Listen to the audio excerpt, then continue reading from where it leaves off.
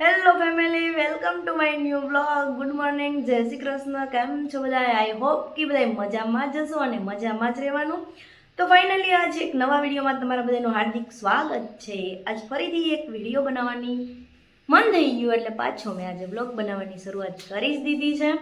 તો ચાલો, અત્યારે વાગ્યા છે 8 અને બ્લોગ બનાવવાની શરૂઆત થઈ ગઈ છે. કપડાં ધોવાઈ ગયા છે અને સૂકવી દીધા છે મેં. હમણાં બ્લોગ બનાવ્યા નથી એટલે થોડોક બોલવામાં બોબડાઈ જાય છે. તો બધા માતાજી ભગવાનના દર્શન કરી લ્યો. જય માતાજી, જય ઠાકરધણી, જય માં, હે કષ્ટભંજન દાદા. તો દિવાળી નજીક આવે છે તો ઘરની સાફ સફાઈ ચાલુ થઈ ગઈ છે. તો મેં બ્લેન્કેટ ને એવું બધું ધોઈ નાખ્યું છે. જય તુલસી માતાના દર્શન. જો અહીંયા જો જો જો જો જો કબૂતરનો એક બહુ ત્રાસ છે, બહુ વધારે આવે છે ને બધું બગાડે છે.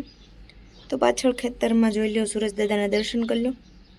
ખેતરમાં જુઓ મગફળીને ઉપાડી લીધી છે ને પાથરા થઈ ગયા. અને કેવું થયું ગાઈસ ખબર છે?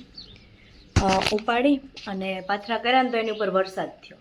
વરસાદ થાય એટલે તો પછી બધું જે ઓલું પાનું હોય બધું સડી જાય, તો ગાયને એને ખાઈ એવું ન રહ્યું.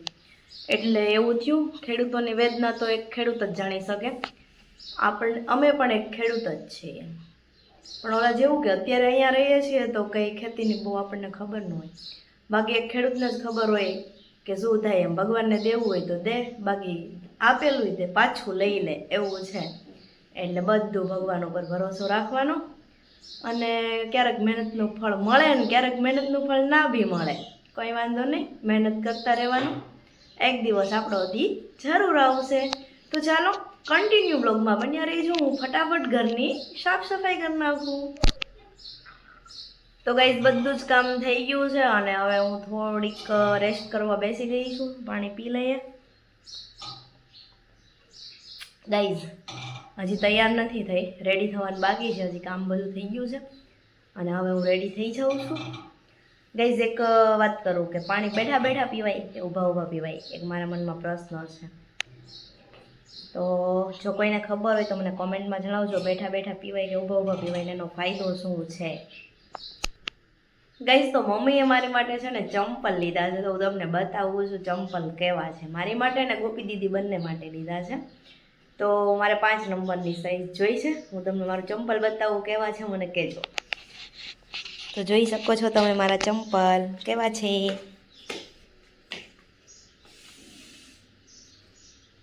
એકદમ એક્યુપ્રેશર વાળા છે. આ છે ને આપણે પગની પાની દુખતી હોય ને તો એમાં રાહત મળે છે. અને આ તળિયું તે એકદમ પોચું છે એટલે મજા આવે છે આમ ટૂંકમાં પહેરવાની ચંપલ. પણ અત્યારે છે ને પટ્ટી થોડીક ટાઈટ છે એટલે થોડોક ટાઈમ પહેરું ને તો એકદમ ઢીલા થઈ જાય, પછી પહેરવાની મજા આવશે. તો સારું, ચાલો કન્ટિન્યુ. તો ગાઈઝ કામ બધું ફિનિશ થઈ ગયું છે પણ હજી રેડી નથી થયું. મને આળસ થાય છે હજી માથું વાળવામાં. જસવી રમવા માટે આવી ગઈ છે, જોઈ લો. જસવી બેન આવી ગયા છે. તો ચાલો જસવી બેન, આપણે તાર સ્કૂલે જવાનું છે? હે, સ્કૂલે જવાનું છે? તો ચાલ આપણે કેન્ડી ખાઈ લેવી. ચાલ પડદે બંધ કરી ખોલ. બેની 50-50 રેડી. અહીંયા બેસી જવાનું. બેસ ચાલ. એ હું ખોલ દો પણ અહીં બેસ જા. હા હા, ઠંડુ ઠંડુ તારા ગાલે કરતો.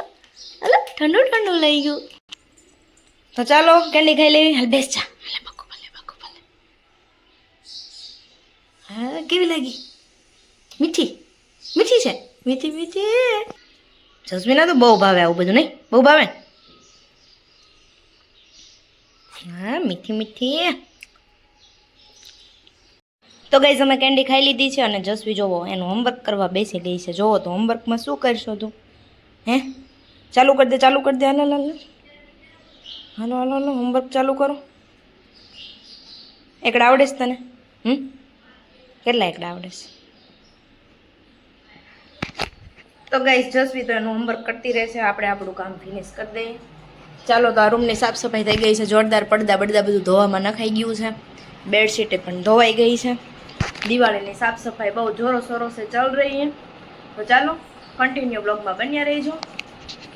તો ફેમિલી, હું માથું બાથું ઓળાવીને સરસ મજાની તૈયાર થઈ ગઈ છું. અને હવે સાફ સફાઈ થઈ ગઈ છે એટલે બધો કચીરો હવે ઠેકાણે પાડવો પડે. બધું સરખું સમૂહ નમું કરું છું. તો ચાલો આ બધું કચીરો નીકળો છે. જુઓ કેટલા બધા 5ના સિક્કા નીકળ્યા છે, બધા જૂના સિક્કા છે. આ 2નો સિક્કો છે, રૂપિયા જેવડો છે, 2નો સિક્કો નાનો એવો છે. એક 5નો સિક્કો મેં જોયો હમણાં 2000 ને કઈ સાલનો સિક્કો છે. આ તો 2015 છે, હજી આથી નહીં જૂનો સિક્કો છે મારી આગળ. આ 2017 છે. આ રહ્યો જોઈ લો, 2009ની સાલનો સિક્કો છે. કેટલો જૂનો, હજી ઈથી નહીં જૂનો સિક્કો જ હશે તો ખરો. આ તો 1935 જુઓ તો, ઘણા જૂના સિક્કા છે. લો 5ના સિક્કા ઘણા નીકળ્યા. આમ જો 5ની નોટ નીકળી, 5ની નોટ જોઈ લો, હે ને સુપર ડુપર હિટ આપણો કિસાન ખેડૂત ભાઈ. સારું ચાલો, તો આ બધું હું સરખું કરી નાખું, કચીરો બધો ઠેકાણે પાડી દઈશું. હવે બધી સાફ સફાઈ થઈ ગઈ છે એટલે બધું, અને સરસ મજાનો ઓળો પણ આવી ગયો છે. તો આપણે સરસ મજાની લીલી સિંગ છે, શેકી નાખશું અને ખાઈ લઈશું. શેકેલી સિંગ સરસ મજાની લાગે. તો મારા સરસ મજાના સીતા માતા અને મારા હનુમાન દાદાના દર્શન કરી લો. સરસ મજાના બિરાજમાન થઈ ગયા છે. હું એમને જોઉં તો મને બહુ સુકૂન મળે છે. સારું ચાલો, તો આજનો સુવિચાર હું તમને આપી દઉં. આજનો સુવિચાર કંઈક એવો છે કે સત્સંગ ભૂલનું ભાન કરાવે છે. આપણાથી કોઈ પણ ભૂલ થઈ હોય ને તો આપણને એનું ભાન ક્યારે થાય કે જ્યારે આપણે ભગવાનનો સત્સંગ કરીએ, ભગવાનનું રામ નામ લઈએ, રટણ કરીએ, ત્યારે આપણને આપણી ભૂલનું ભાન થાય છે. તો સારું ચાલો, આજ સાથે આપણે આજના બ્લોગને એન્ડ આપી દઈએ. કેવો વિડીયો લાગ્યો કોમેન્ટમાં જણાવજો અને લાઇક શેર સબસ્ક્રાઈબ કરવાનું ભૂલતા નહીં. ફરી મળીએ એક નવા વિડીયોમાં. આવજો. જય શ્રી કૃષ્ણ.